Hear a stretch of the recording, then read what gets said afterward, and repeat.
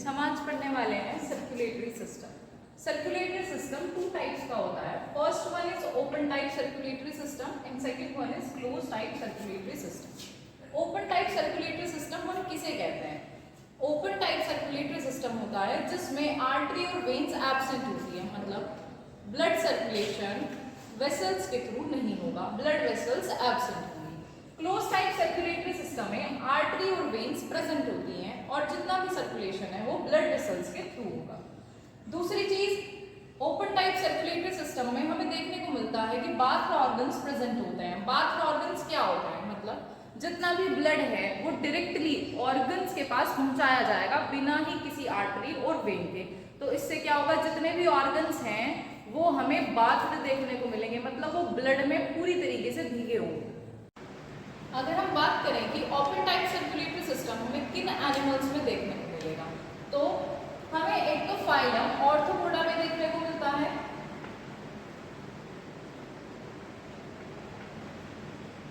Second one is Mollusca, third one is Hemichordata,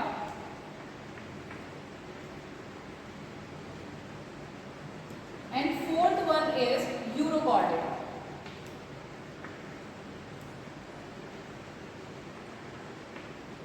इन सभी phylums में हमें ओपन टाइप सर्कुलेटरी सिस्टम देखने को मिलता है। अगर हम बात करें क्लोज टाइप सर्कुलेटरी सिस्टम की, तो हमें सिफेलोपॉडेटा,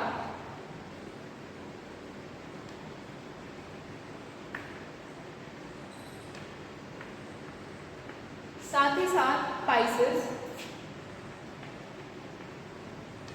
या वर्टिब्रेट भी कह सकते हैं कि हमें कंप्लीट वर्टिब्रेट्स में देखने को मिलता है, लेकिन मैं आपको सुपर क्लास बता देती हूँ। पाइसेस सुपर क्लास होती है, हमें इसमें भी क्लोज टाइप सर्कुलेटरी सिस्टम देखने को मिलता है। दूसरा आता है हमारे पास Tetrapoda.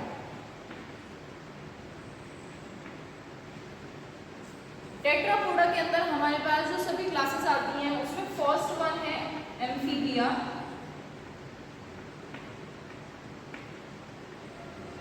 second one is reptile, third one is aves, and fourth one is mammals.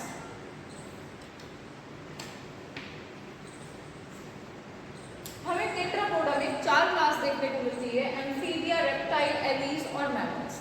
जो हमें आगे सर्कुलेटरी सिस्टम पढ़ना है, हमें मैमल्स से सर्कुलेटरी सिस्टम पढ़ना है और स्पेशली इसमें ह्यूमन बीइंग्स, मतलब हमें अपने ही हार्ट के बारे में पढ़ना है।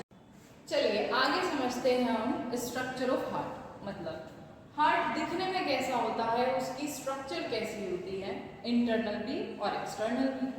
तो सबसे पहली चीज हम समझ लेते हैं कि हार्ट बनता किससे है। आपने पहले पढ़ा होगा कि जो भी कोई इंडिविजुअल है, एनिमल है, वो जर्म लेयर से फॉर्म होता है और हमने उसमें 3 जर्म लेयर्स पढ़ी है।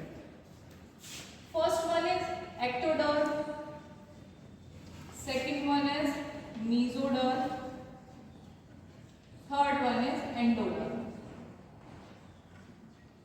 हालांकि मेसोडर्म बाद में फॉर्म होती है बट वो मिडिल में प्रेजेंट होती है, इसलिए हम कहते हैं सेकेंड। तो जो हार्ट है उसका ऑरिजिन मेसोडर्मल ऑरिजिन होता है। मेसोडर्मल ऑरिजिन मतलब जो हार्ट की फॉर्मेशन होती है वो मेसोडर्मल सेल से फॉर्मेशन होती है। तो हम बोलेंगे कि उसका जो क्या है ऑरिजिन है, कैसा है, मेसोडर्मल ऑरिजिन। ह्यूमन हार्ट में 4 चैम्बर्स प्रेजेंट होते हैं। पहले हम 4 चैम्बर बना लेते हैं। ये 4 चैम्बर कौन से होंगे? हार्ट को हम सबसे पहले 2 पार्ट में डिवाइड कर देते हैं। First one is right and second one is left. अब दूसरी चीज पर आते हैं। हार्ट को हमने राइट और लेफ्ट में तो डिवाइड कर दिया, बट अब अगर हम अपर और लोअर पोर्शन में डिवाइड करें तो हमारे पास ऑरिकुलर और वेंट्रिकुलर रीजन आता है। ऊपर वाले को हम बोलते हैं ऑरिकुलर रीजन और नीचे वाला होता है वेंट्रिकुलर। ठीक है, मतलब ऊपर जो दोनों चैम्बर प्रेजेंट हैं वो ऑरिकल्स हैं और नीचे दोनों चैम्बर्स प्रेजेंट हैं वो वेंट्रिकल रीजन है। अब साथ ही साथ अगर हम राइट और लेफ्ट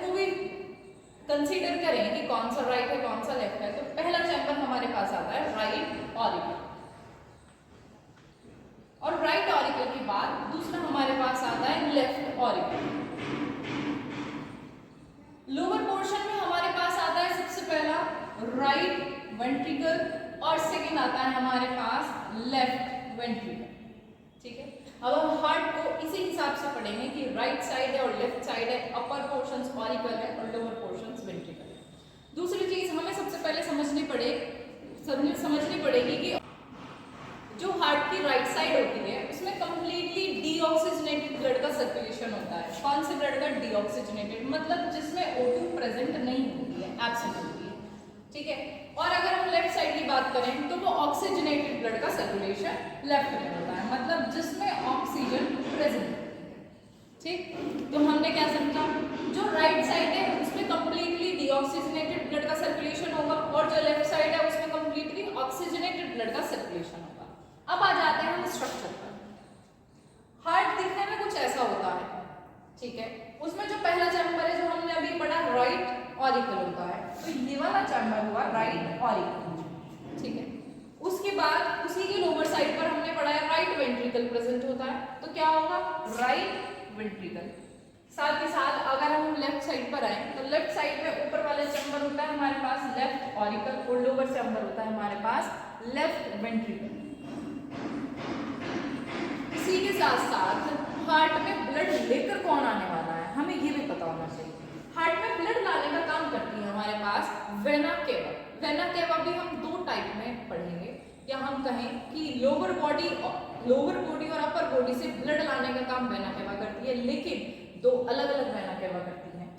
ऊपर से जो हमारी अपर बॉडी से ब्लड लेकर आने का काम करती है वो होती है सुपीरियर वेना केवा।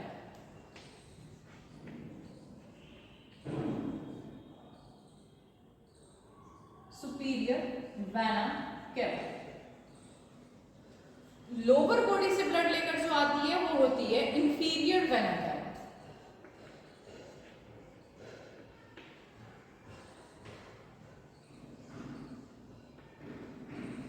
ठीक, तो लोअर बॉडी से इंफीरियर वेना केवा लेकर आएगी, अपर बॉडी से सुपीरियर वेना केवा ब्लड लेकर आने का काम करेगी। लेकर कहां आने वाली है? वो राइट ऑरिकल में लेकर आने वाली है। तो ये जितना भी ब्लड है ये राइट ऑरिकल में आएगा यहाँ से। राइट ऑरिकल में आने के बाद अब दूसरी चीज आती है, उसके बाद क्या प्रेजेंट है? उसके बाद हमारे पास राइट वेंट्रिकल प्रेजेंट है। ठीक है, राइट वेंट्रिकल से ब्लड जाएगा कहाँ जाएगा? ऑब्वियसली लंग्स में जाएगा। क्या होने के लिए? ऑक्सीजनेट होने के लिए। अब क्या होगा, ये जो ब्लड यहाँ से जाएगा जिस वेसल के थ्रू जाएगा उसको हम कहते हैं आर्टरी, और उसका नाम है पल्मोनरी आर्टरी। ये क्या है हमारे पास? ये पल्मोनरी आर्टरी है।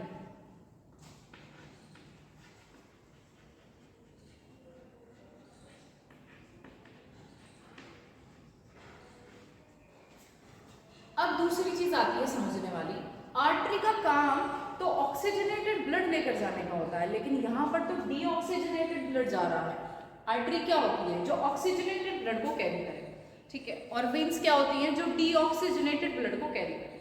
लेकिन जब हम हार्ट के स्ट्रक्चर की बात करते हैं तो वहां पर हमें एक एक्सेप्शन देखने को मिलता है, आर्टरी में भी और वेन में भी।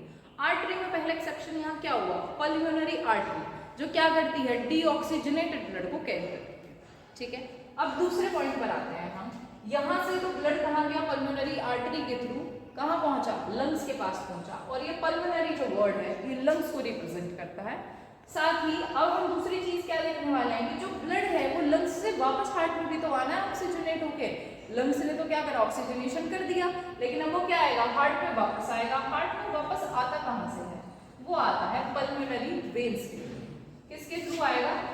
पल्मोनरी वेन्स के थ्रू।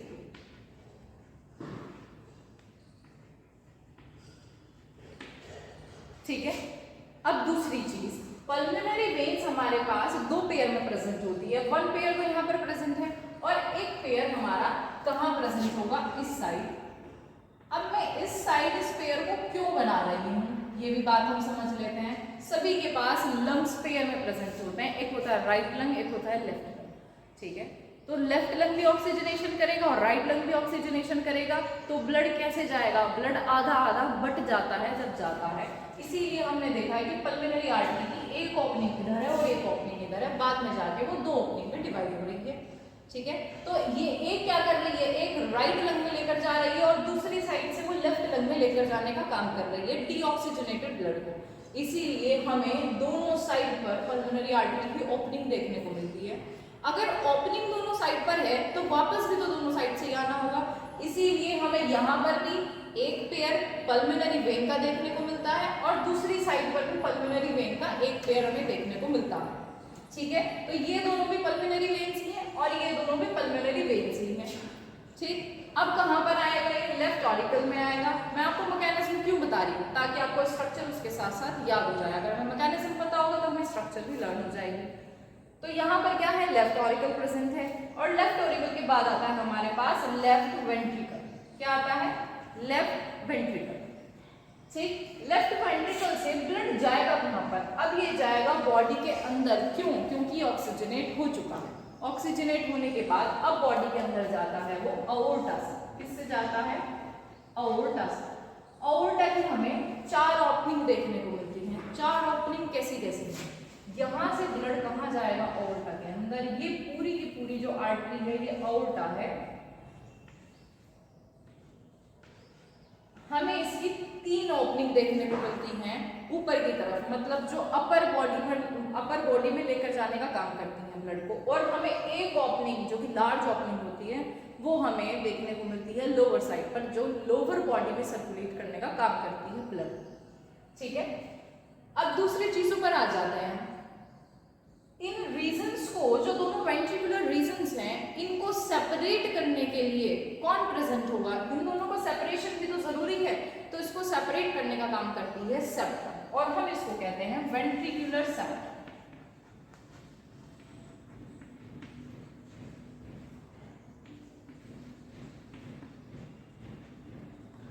क्या प्रेजेंट होती है, वेंट्रिकुलर सेप्टम। सेप्टम वो चीज होती है जो दो पार्ट को अलग करती है। अब आती है नेक्स्ट चीज, जो मैंने यहाँ पर कुछ ये स्ट्रक्चर बनाई है, ये क्या बनाई है, ये मसल फाइबर्स हैं जो क्या करते हैं, इनको कस्पिड्स को होल्ड करने का काम करते हैं। मतलब कस्पिड्स क्या होते हैं, ये हमें राइट साइड में ट्राइकस्पिड देखने को मिलता है। क्या देखने को मिलता है, ट्राइकस्पिड देखने को मिलते हैं। ट्राइकस्पिड होते क्या है, आपने देखा होगा कि अगर आपका रूम है तो उसमें दरवाजे लगे होते हैं अंदर और बाहर जाने के लिए, ताकि आप उसे बंद कर सके, अननेसेसरी कोई अंदर ना आए और अननेसेसरी कोई बाहर ना जाए। ठीक है, जब आपका मन हो तब आप आ सकें और जिसको मन हो उसको बुला सकें। तो इसीलिए यहाँ पर भी कुछ दरवाजों के जैसा काम करने के लिए कस्प प्रेजेंट होते हैं, जो क्या करते हैं, ब्लड की एंट्री और एग्जिट को अलाउ करते हैं कहीं पर भी। तो जब ऑरिकल से ब्लड आता है वेंट्रिकुलर रीजन में तो ये दरवाजे बंद हो जाते हैं। ये जो यहाँ पर कस्प प्रेजेंट हैं ये क्लोज होने का काम करते हैं ताकि बैकवर्ड फ्लो ना हो ब्लड का।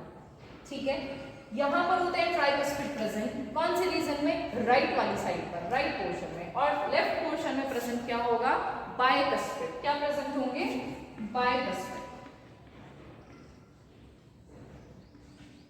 और ये क्या होती हैं, ये होती हैं वॉल्व्स, इनको कहते हैं हम वॉल्व्स। ये ट्राइकस्पिड वॉल्व्स होती हैं, जैसे हमने गेट बोले हैं ऐसे यहाँ पर वॉल्व्स प्रेजेंट होती हैं।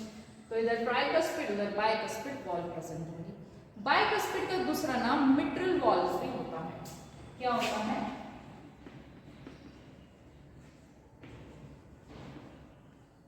मिट्रल वॉल्व भी होता है। अब आते हैं हम दूसरी चीज पर, जैसे यहाँ पर वॉल्व प्रेजेंट है ऐसे ही इस पल्मोनरी आर्टरी में भी वॉल्व्स प्रेजेंट होती हैं और इन वॉल्व्स को क्या कहते हैं, हम पल्मोनरी वॉल्व्स कहते हैं। तो मैं यहाँ पर साइड में नोट कर देती हूँ, आप लोग भी नोट कर लीजिएगा।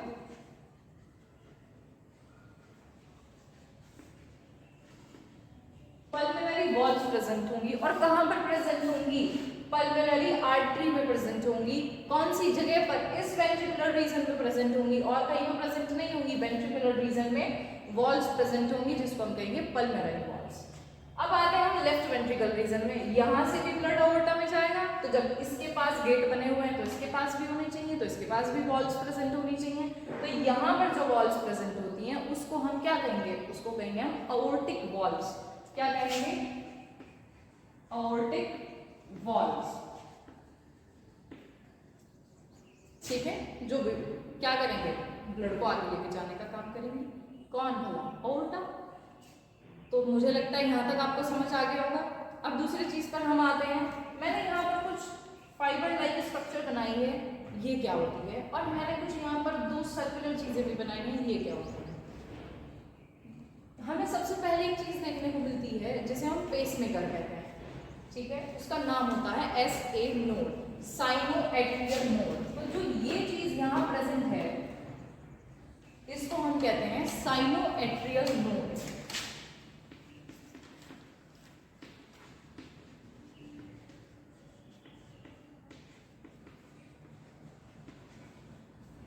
इसका दूसरा क्या नाम है? पेसमेकर। अब आती है हमारे पास ये दूसरी सर्कुलर स्ट्रक्चर, इसको कहते हैं हम AV नोड। AV नोड क्या होती है? एट्रियोवेंट्रिकुलर नोड, इसको हम कहते हैं AV नोड, ठीक। और ये जो यहाँ पर फाइबर्स फैले हुए हैं पूरे वेंट्रिकल रीजन में, इनको कहते हैं हम पुरकिंजे फाइबर्स। क्या कहते हैं हम?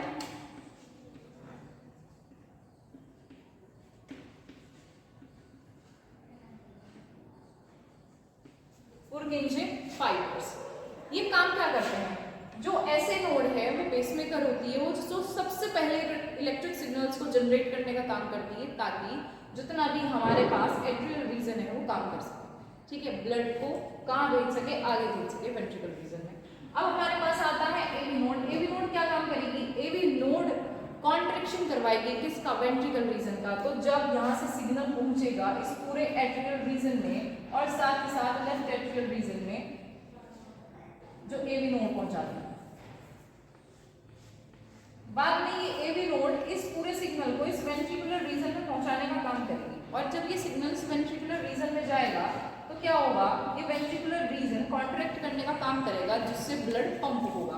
तो जैसे ही राइट वेंट्रिकल रीजन कॉन्ट्रैक्ट करेगा, साथ ही साथ ऑल्टरनेटली लेफ्ट वेंट्रिकल रीजन भी कॉन्ट्रैक्ट करेगा। तो जब ये दोनों साथ में कॉन्ट्रैक्ट करते हैं तो जो ब्लड है वो पल्मोनरी आर्टरी के थ्रू कहाँ जाता है? पल्मोनरी रीजन में जाता है, और लेफ्ट वेंट्रिकल के थ्रू जाता है पूरी बॉडी में और उड़ा। Thank you very much.